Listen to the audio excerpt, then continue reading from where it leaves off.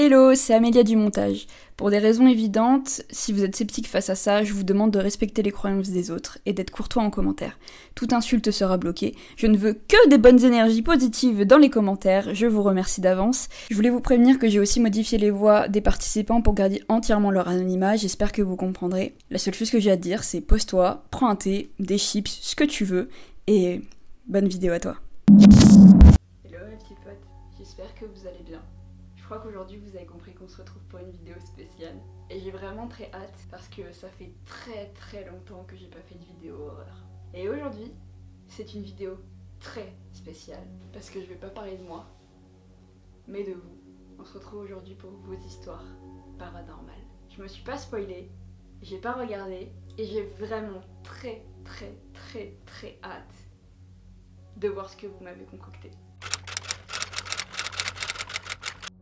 Alors une fois, faut remettre le contexte, l'ancien proprio chez mon père est mort dans cette maison. J'étais dans mon lit, de nuit, et dos à ma table de nuit, et j'ai entendu tous les objets de ma table de nuit se lever et se reposer. Et je sais qu'il n'y avait personne à part moi dans ma chambre, parce que mon parquet fait du bruit, et ma porte aussi, et je le vois si quelqu'un rentre. J'ai eu très peur ce jour-là, et puis plus rien. Et une autre fois, dans une dépendance à côté de cette maison, qui a connu la Seconde Guerre mondiale, je monte au grenier et j'entends une dame chanter. C'était très glauque, et j'ai eu très peur aussi. Et c'est pas une radio qui tournait ou quoi, personne ne monte là-haut. Après j'essaye de me raisonner, de me dire qu'il y a une maison, mais c'est plutôt glauque. Et une autre fois, en face d'un cimetière, pas du tout dans la région, il y avait une maison isolée, et je tourne la tête vers la maison, et là, que fut ma stupeur quand je vois une ombre blanche me regarder par la fenêtre. Une ombre blanche, pas du tout d'un humain vivant. Ah waouh, et ça finit comme ça. Et je me mets de ouf à ta place, et ça doit être tellement, mais alors tellement flippant. Déjà la première situation quand t'as les choses qui se lèvent de ta table de nuit et qu'il y a personne d'autre et tu le sais, ça m'est absolument jamais arrivé et je croise les doigts que ça ne m'arrive jamais.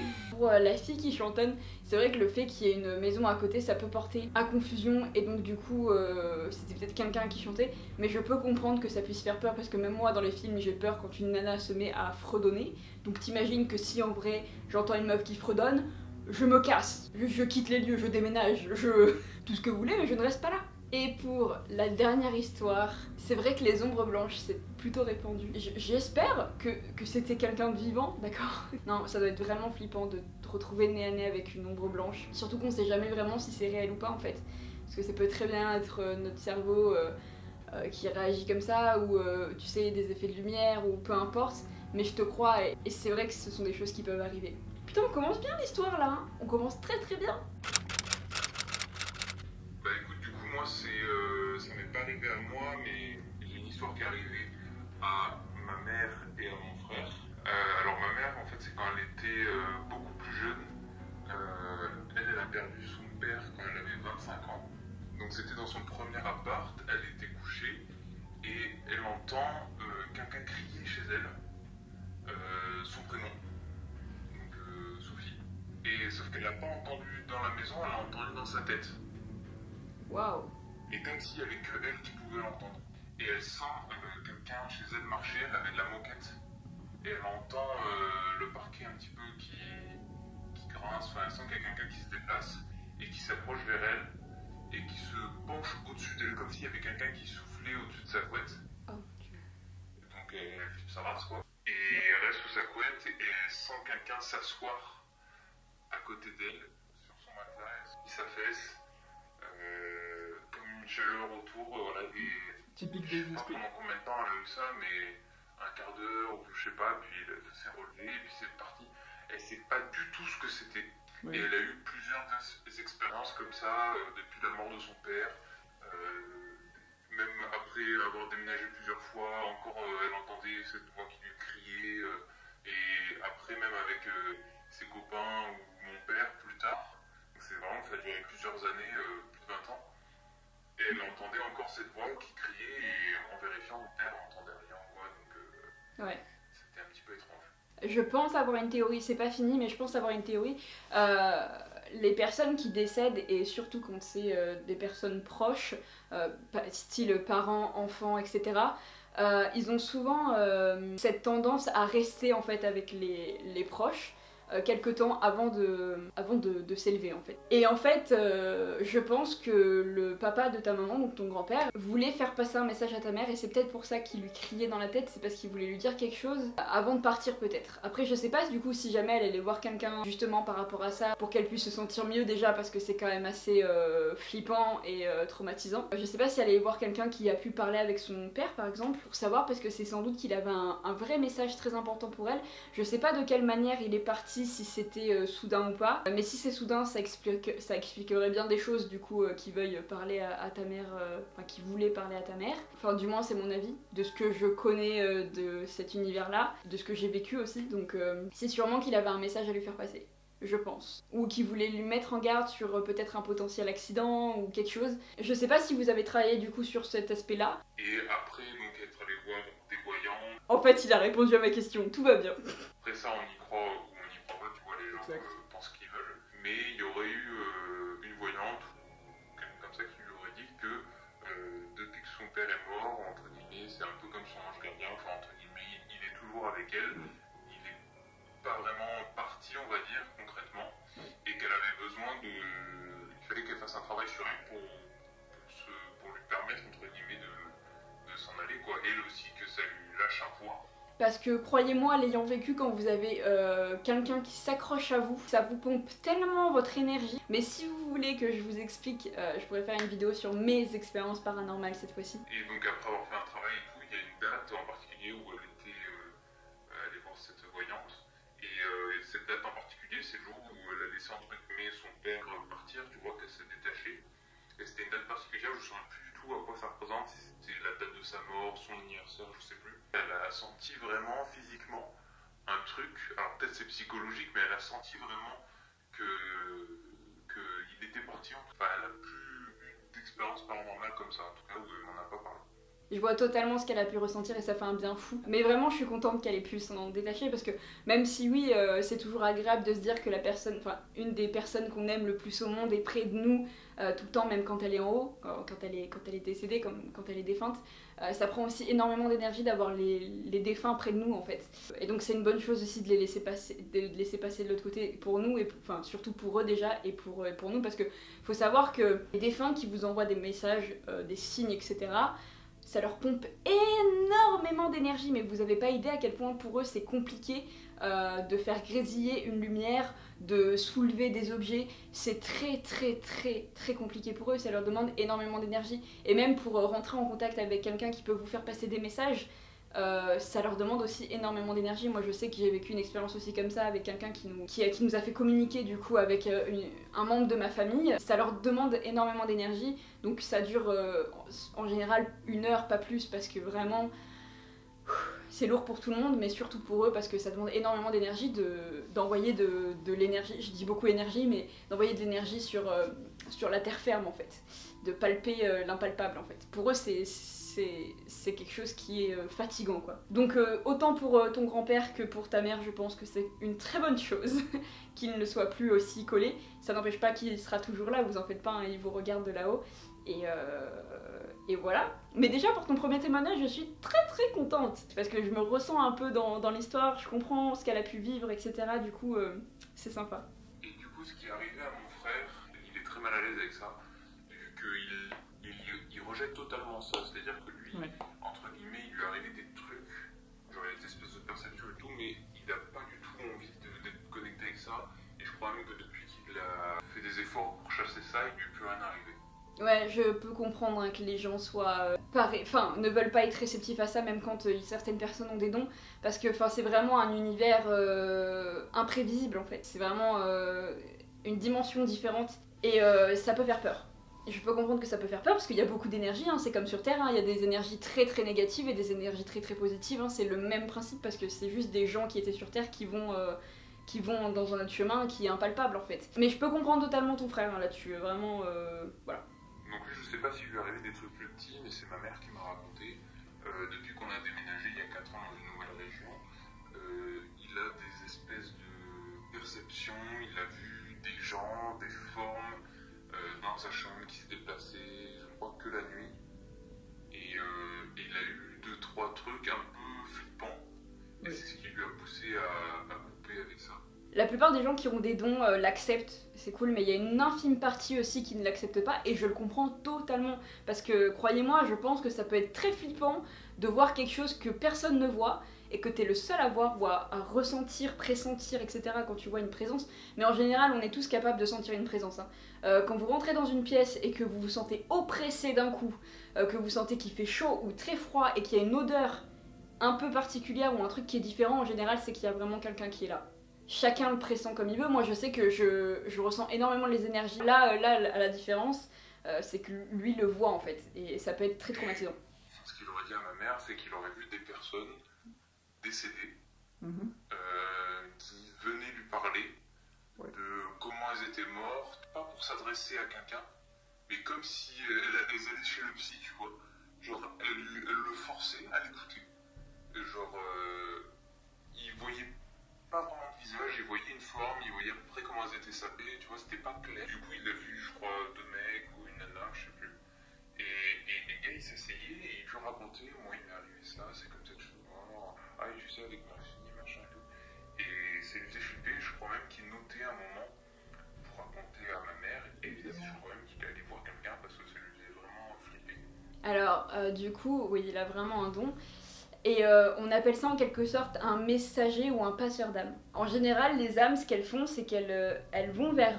en fait, c'est pas qu'elles veulent impérativement parler avec lui ou faire chier ton frère, c'est que ton frère est en capacité de les voir et elles le ressentent. Et donc, du coup, elles vont directement vers lui parce qu'elles se disent « Cool, quelqu'un qui me voit, qui sait qui je suis, donc si jamais j'ai un message à faire passer à ma famille, il pourra le faire en fait. » C'est peut-être un don de médiumnité, mais je pense que, personnellement, je pense qu'il peut être un passeur d'âme.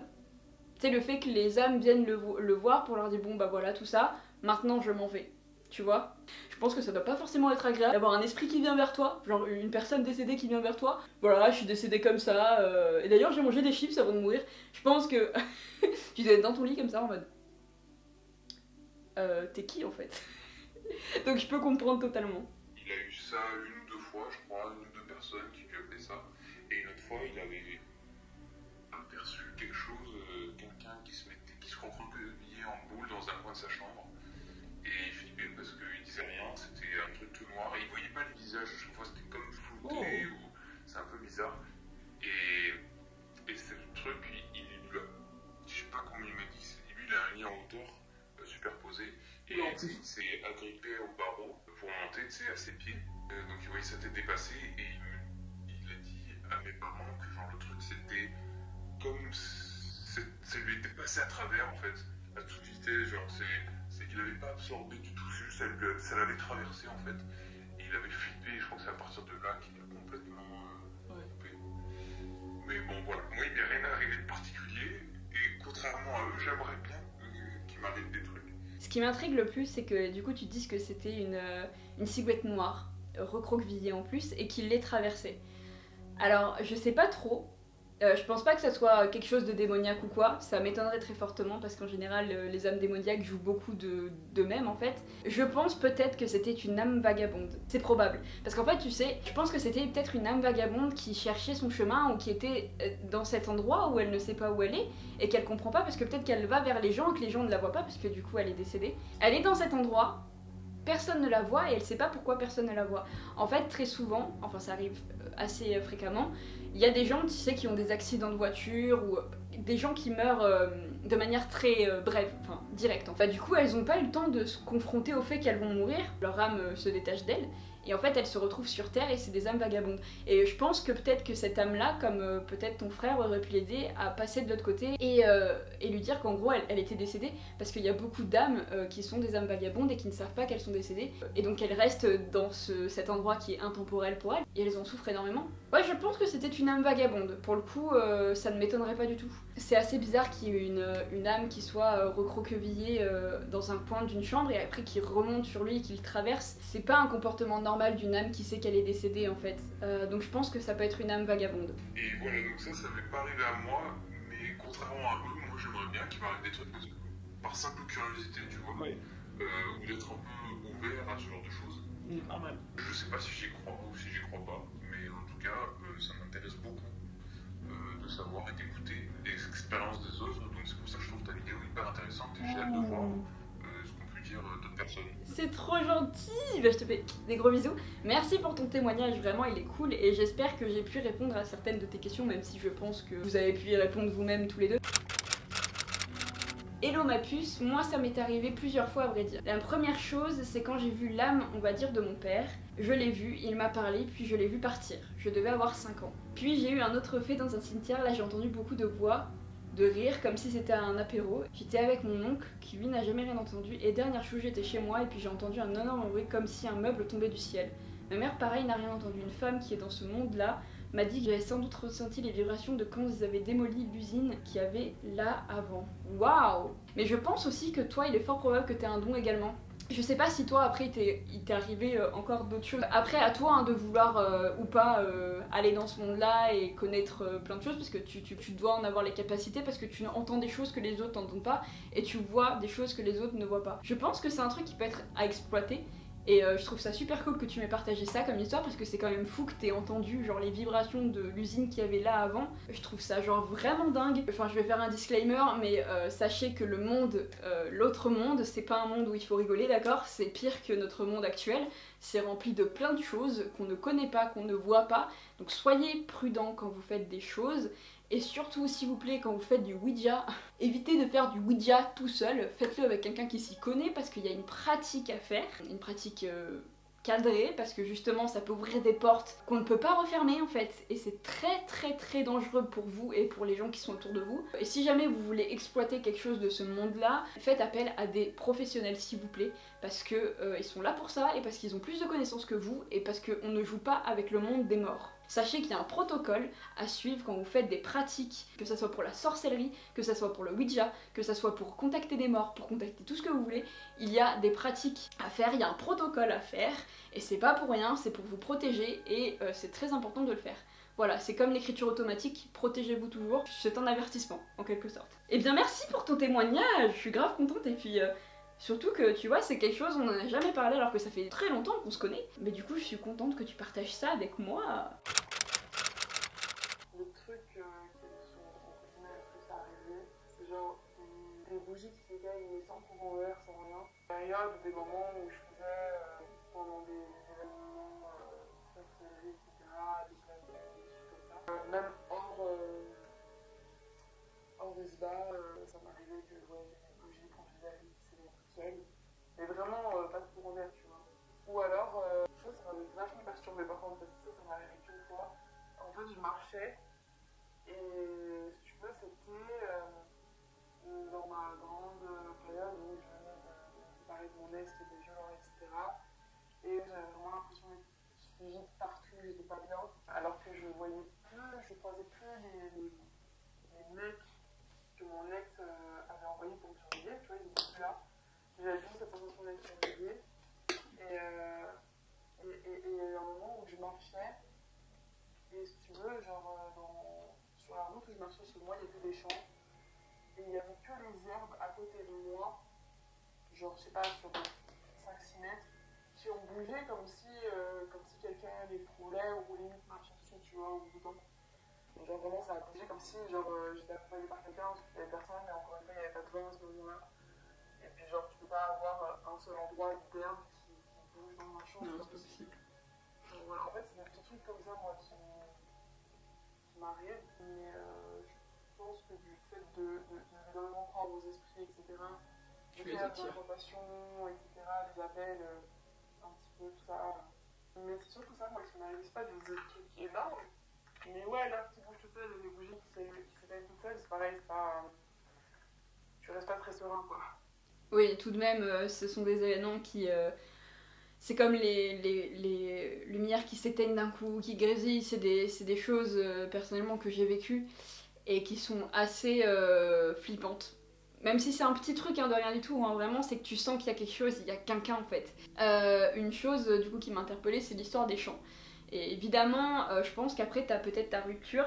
Alors je sais pas si... je pense, te connaissant, que tu crois la notion peut-être d'ange gardien, de guide ou autre. Mais peut-être que c'était quelqu'un qui t'a protégé et t'a repoussé du coup de ce mal-là. Je sais pas si tu vois ce que je veux dire. Moi ça m'est arrivé personnellement. Donc je vois pas pourquoi toi ça pourrait pas t'arriver, surtout dans les conditions que pour lesquelles tu me l'exprimes. Mais du coup, merci pour ton témoignage, ça me fait plaisir. C'est pas vraiment paranormal, mais ça fait un peu flipper. C'était vers Halloween il y a 2 ans, et on entendait un bruit bizarre dans le grenier. On s'est d'abord dit que c'était un rat ou quelque chose dans le genre, mais on ne voyait rien, et on n'osait vraiment pas aller voir de plus près. Et un soir, en allant dans la salle de bain, qui se trouve sous le grenier, on a encore entendu gratter au-dessus de nos têtes. Alors on regarde le plafond, et là on voit des gouttes de sang qui coulaient du plafond, alors que le plafond est normal, totalement étanche. Bref, assez flippant, surtout juste avant Halloween, et on ne sait toujours pas ce qui s'est passé. Ça ne m'étonne pas vraiment en fait. Faut savoir que les esprits sont très souvent dans les salles de bain. Alors je ne sais pas pourquoi, peut-être parce que c'est là où il y a beaucoup d'eau, et donc du coup, j'ai jamais eu vraiment d'explication sur le fait que pourquoi elles se rassemblaient souvent dans les salles de bain. C'est d'ailleurs pour ça qu'on fait tous les rituels Dame Blanche, Rosemary Baby, machin je sais pas quoi dans la salle de bain, parce que c'est là où ça attire les esprits en général. Alors je sais pas pourquoi, donc si vous avez la signification, parce que j'ai jamais cherché en réalité, c'est juste que je le sais en fait, donc si vous avez la signification, dites-le moi en commentaire, parce que ça m'intéresse de ouf et que ça peut nous apprendre à tous ici. Ça ne me choque pas, parce que c'est vraiment là où il y a plein de faits paranormaux qui se passent. Et ça, ce que tu as vécu, c'est un fait totalement paranormal, parce que c'est quand même assez fou qu'il y ait du sang qui coule d'un plafond alors qu'il est totalement étanche, et en plus dans une salle de bain. Là t'as plusieurs indices qui te prouvent que c'est vraiment très bizarre. Je connais pas vraiment la signification de ça, dans tous les cas j'espère que tu n'es plus près de ce grenier ou que tu n'en as plus entendu parler. Je sais pas s'ils ont eu du coup d'autres événements un peu paranormaux comme ça, mais c'est pas normal hein. Clairement c'est pas normal. Ça peut être la cause de beaucoup de choses, peut-être qu'il y a eu un crime, un meurtre, ou peut-être qu'il y a quelqu'un qui s'est suicidé dans cette maison. Je sais pas si vous connaissez du coup l'histoire de ce grenier ou l'histoire de cette maison en général, mais essayez de vous documenter, parce que c'est peut-être la personne qui est décédée, qui s'est peut-être suicidée, ou le meurtre qu'il y a eu, qui hante encore les lieux, ou qui vous fait des bonnes blagues, voilà, parce que des fois il y a des esprits qui sont farceurs, voilà, il y a des esprits mauvais, il y a des esprits farceurs, il y a des âmes vagabondes, il y a des gens normaux, enfin des esprits normaux, hein, qui veulent pas de mal, au contraire. Il y a de tout, en fait, comme sur Terre, comme je vous ai dit, et donc du coup, bah, ça serait bien de vous informer, et surtout de vous protéger de ça, si vous pouvez, parce que du sang qui coule d'un plafond, c'est pas très rassurant en fait. Moi, tu vois, le truc, ça m'arrive, je protège ma maison de A à Z en fait. Là, vraiment, voilà, et j'appelle quelqu'un pour qu'il vienne voir, tu vois, parce que c'est pas normal. Alors, moi, pour mon témoignage, ça a été que l'année dernière, l'été dernier, j'ai fait la crémaillère chez mon meilleur ami. Et on a fait un petit truc comme des soirées dans les films d'horreur, et parce qu'il y avait des gens qui étaient sceptiques par rapport à ça. Au final, il y a quelqu'un qui s'est manifesté, et comme j'étais la plus faible mentalement, enfin j'étais la plus sensible à l'entité, la personne, s'est servi de moi, et j'étais en état de transe où je me suis mise à pleurer à grosses larmes et tout ça pendant 10 minutes. Puis d'un coup, je suis revenu à moi et j'étais épuisé. J'ai tapé ma meilleure sieste pendant 1h30.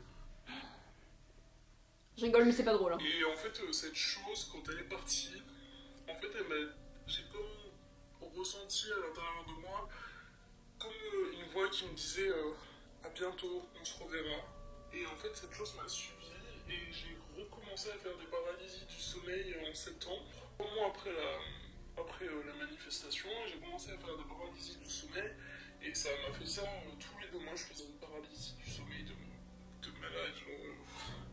C'était scandaleux, et plus ça allait, plus ça empirait en fait. Je sentais, quand je m'allongeais dans mon lit avant de dormir, je sentais comme une pression sur moi.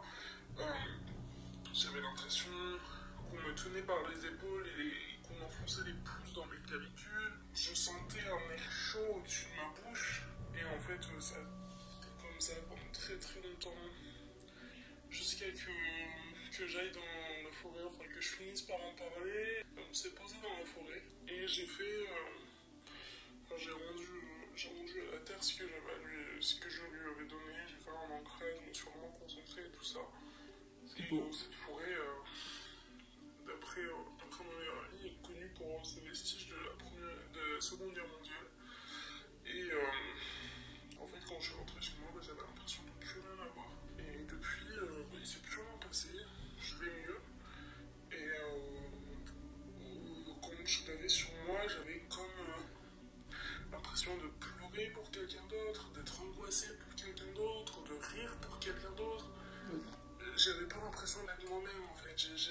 cette impression d'avoir un sac à dos, enfin quelque chose à gripper à moi, tu sais, comme si quelqu'un était accroché à mes épaules et que je le tirais, tu sais, qu'il laissait traîner ses pieds derrière, tu sais, vraiment que je tirais tout son poids de corps et que je pleurais pour cette personne et je faisais des crises d'angoisse pour aucune raison, il n'y avait rien qui m'angoissait dans ma vie, vraiment, voilà, c'était mon expérience. Mais du coup, merci pour ton témoignage. On en avait déjà parlé, toi et moi, mais je suis contente que tu me l'aies redonné pour la vidéo et que tu m'aies donné l'accord de le divulguer parce que c'est une histoire qui est vraiment très paranormale pour le coup. Et ça revient au même point quand par rapport au fait de rentrer en contact avec les morts. Et quand je vous dis que c'est dangereux, c'est que voilà où ça peut mener. Alors évidemment, même des gens qui s'y connaissent peuvent leur arriver tout ça, etc. Mais il faut quand même rester forcément vigilant. Et une chose est sûre, que si jamais vous avez des doutes après avoir fait des choses paranormales, des rituels ou peu importe, si vous avez des doutes, si vous vous sentez différent, si vous avez plein de choses comme ça, n'hésitez pas à aller voir soit des professionnels, soit en parler autour de vous, parce que ça peut vous sauver en fait, tout bêtement, parce que en fait, ça vous pompe votre énergie, et puis à un moment donné, votre énergie, elle est là comme, votre corps il est là comme, ouais mais non, là stop, tu vois. Et je pense que c'est très important d'en parler, donc t'as pris la bonne décision de le faire, et je suis contente que maintenant tu ailles mieux, parce que des fois ça peut être problématique.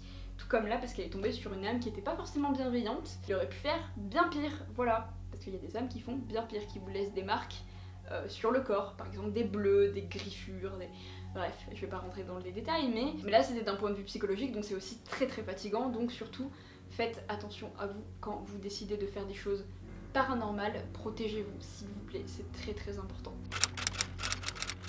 La personne en question m'a dit que ce n'était pas forcément quelque chose de paranormal, mais peut-être dans la spiritualité du coup je suppose, mais c'est tout aussi intéressant, hein. Bon, cette histoire est longue. Je vais faire de mon mieux pour être claire et concise, mais franchement, ça va être dur. Je tiens à dire que c'était une évidence quand tu as affiché que tu recherches des témoignages à propos du paranormal. Je sais pas exactement pourquoi, c'est juste que mon histoire est un peu particulière, je pense. Peut-être que certains auront l'impression que c'est juste moi qui me montre des films, mais peut-être, qui sait. Même moi j'en doute encore, c'est juste que j'avoue, j'adore raconter mon histoire, ça me rend super heureuse, même plus que ça. Je suis tellement en plénitude, en gratitude plutôt, enfin, t'as compris. Oui, j'ai compris ma belle. C'est bon, je me lance enfin. Tout a commencé l'année dernière. Tout est franchement difficile à définir, vous m'excuserez, utilisez votre esprit créatif.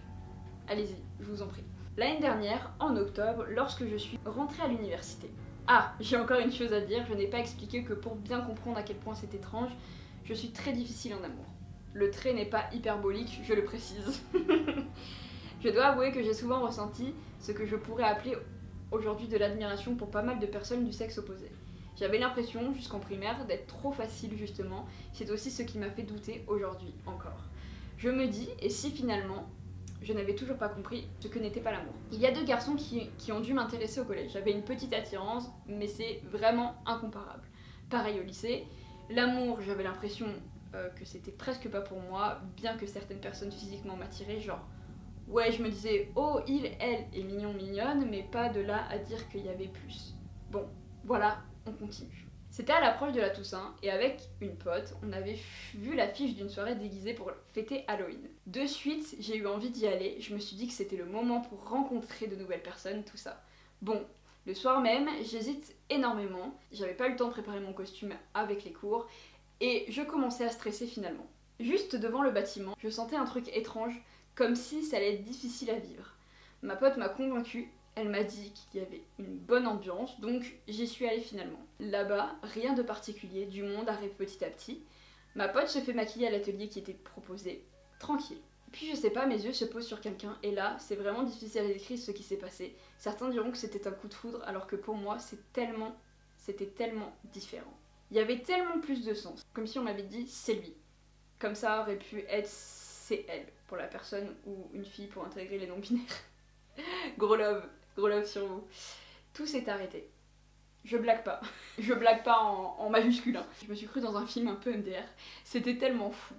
Je pouvais plus m'arrêter de le lâcher des yeux. Ça dépassait son apparence. C'était comme si je fixais autre chose que son enveloppe corporelle. Un peu comme s'il y avait un message écrit à l'intérieur de lui et que je devais aller le lire. Que c'était devenu ma raison de vivre, MDR. J'ai eu du mal à m'en remettre, puis dans la soirée, j'ai fait de mon mieux pour penser à autre chose. Je commençais à me dire, non mais tu le trouves juste canon, ça doit être ça. En plus, je suis sûre qu'il te correspondra pas, ou même tu te fais des idées, il est pas pour toi. J'avais comme envie de fuir d'un coup. Puis, j'ai parlé d'un autre mec à mes potes, je pensais qu'il était avec nous en cours, et là, elles m'ont dit « Ah mais c'est ton crush en fait !» Un truc du genre. J'étais surprise et j'ai expliqué que non, mais que par contre il y avait quelqu'un que je trouvais pas mal. Juste comme ça, par honnêteté. Je me demande encore pourquoi j'en ai parlé, c'est vraiment pas mon genre. C'est là que tout s'est enchaîné. Mon histoire est vraiment longue, mais en gros, elles ont tout fait pour que j'aille lui parler, et c'est lui qui est venu vers nous après la soirée finalement. Il était avec ses potes et il nous a invités à faire une partie de cache-cache. Enfin bon, voilà en gros. Il y a beaucoup de signes qui me disent que cette rencontre est vraiment exceptionnelle. Depuis, impossible, mais vraiment impossible de l'oublier. J'ai tellement essayé de choses. Depuis, je vois sans cesse un numéro tellement je me dis qu'à un moment c'était une obsession et que je devais consulter parce que c'était toxique. Je vois tout le temps des heures miroirs, des heures doubles. Il y a des intuitions qui se confirment aussi. Et la première fois que je lui ai parlé, ça s'est tellement bien passé. Il m'a posé plein de questions et je me sentais vraiment à l'aise, mais incroyable.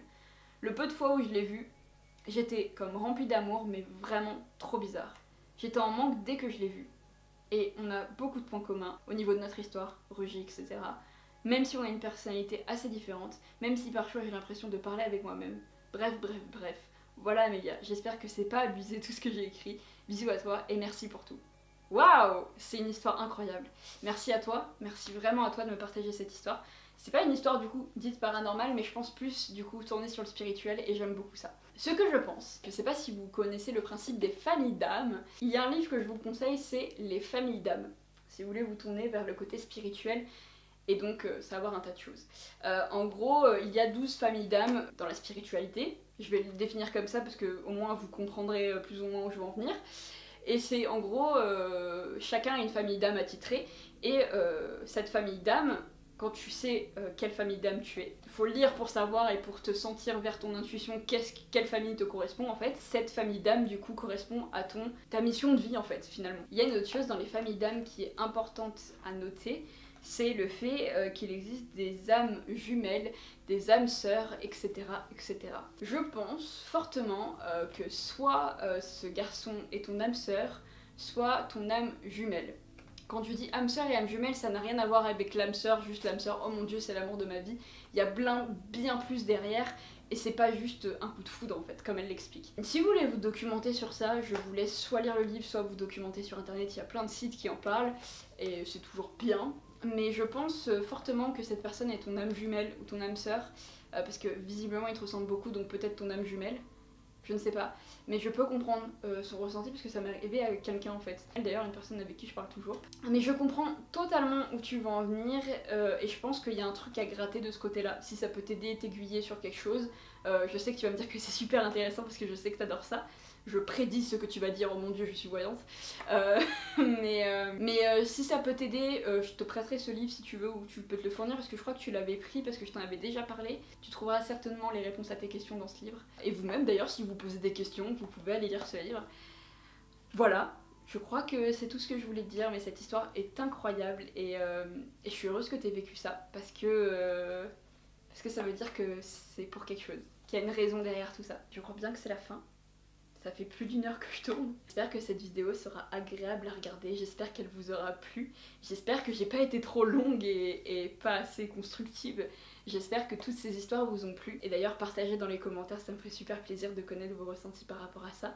Je ferai un deuxième volet si ça vous intéresse, et quand bien même, je pourrais aussi même parler de mes propres expériences paranormales dans le prochain volet. C'est-à-dire par exemple une expérience à vous, une expérience à moi, une expérience à vous, une expérience à moi. Ça peut être cool aussi comme format. Ou une vidéo totalement attitrée à mes expériences. Dites-moi en commentaire, ça m'intéresse. Les personnes d'avoir participé à cette vidéo, merci pour vos témoignages qui m'ont énormément, certains touchés, fait flipper aussi. Je vous fais plein de gros bisous et je vous dis à la semaine prochaine pour une nouvelle vidéo. Ciao.